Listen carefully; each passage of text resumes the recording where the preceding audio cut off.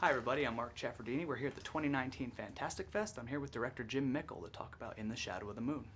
Mr. Hello. Mickle, thank you for coming to Austin and dropping a really great time travel movie on us. Yeah. There's been a couple of time travel films at this festival. What was your take on the time travel? Well, really, it's a movie about everything, but it happens to be an element of it, which I thought was interesting, and so it's a murder mystery first and foremost. It's also sort of a character study about a guy who becomes obsessed and doesn't know when to stop.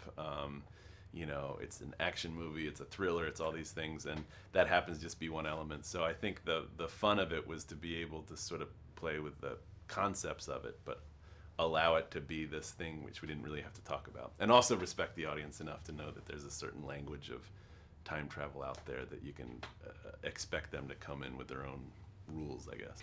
You bring your characters into a really thick mix, and everybody gets dirty. You get, Steakland, everyone's dirty and grimy. Yep. Cold in July, it's both Sweaty. grimy, yeah. So do you like putting your actors through? Yes.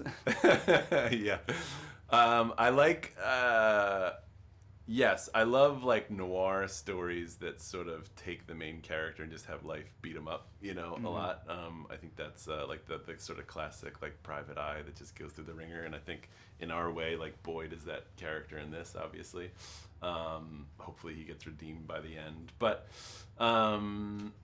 yeah, I like stuff that I guess feels real and gets dirty, and fortunately been lucky enough to have actors that aren't vain and they're happy to get in the mud and do stunts, and yeah, it's fun. Not enough people get dirty enough in movies. And covered in pig's blood. And covered in pig's blood. But there's a lot of action to this. So how do you stage that? How do you work to there's motorcycles going up? And Yeah. First was really, remember that the action scenes aren't just there as action scenes, but they're a part of the story, and so all of them have their own sort of thematic ride through the movie, So, the first time we meet her, she leads them on a chase going backwards, which is, obviously meant to sort of mirror what's going on with their characters in the front story.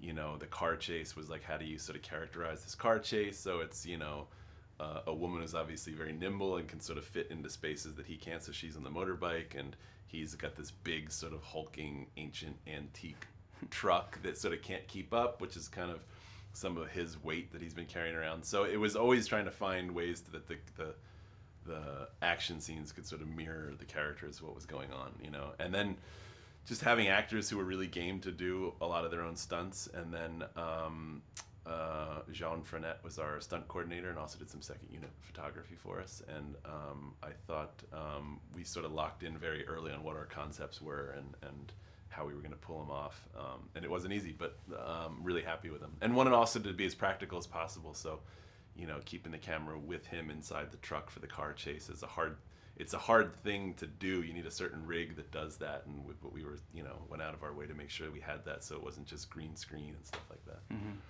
Well, one of the things that does tie the narrative bits together is the music from Jeff Gracey. You've worked with Jeff before. Yep. Cold in July had a very Carpenter feel. Yep.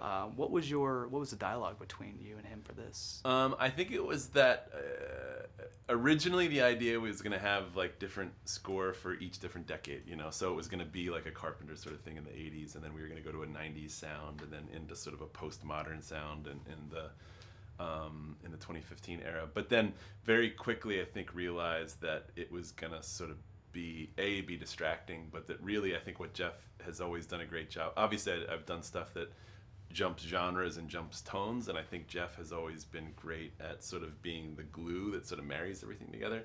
And so I think we realized very quickly it was going to have to be a score that could have been from the 80s, could have been from the 90s, could have been from now, but also was going to connect a lot of the emotional dots going through the thing. So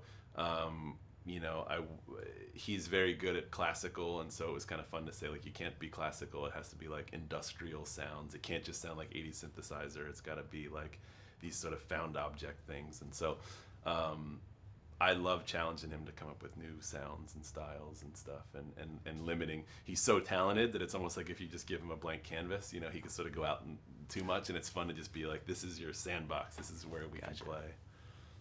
Well, of all the great set pieces and action bits, was there something in the movie that turned out better than you thought, or you were really excited to get on the day? Um, hmm. Good question. Um, it's funny because you never remember when you shoot. You never remember what the relationship is with you had before. It's like a thing where you have a certain image of an actor in your mind or a character, and then like the minute your lead actor puts the clothes on you, like you sort of forget that one. So I was really happy with how the truck chase came out. Because that was a scene that always sort of came down to. This is how much time we're going to have to do it. This is sort of the resources we're going to have to do it. And I love the idea that it was going to stop at some point and sort of take this like cat and mouse moment where you'd be looking around and it almost had a haunted house kind of a feel to it. And some of that was just out of the limitations of what we were going to have. But it really became a kind of a story point again about this guy that's sort of obsessed with her and sees her in all these different levels and sort of at the haunted house kind of a feel. So that was one I was very happy with. And when I finally came back and watched it again after a while, I was like, oh yeah, I'm still into this. Okay, good. We did a good job. Well, Jim, I appreciate your time. Yeah, thank you.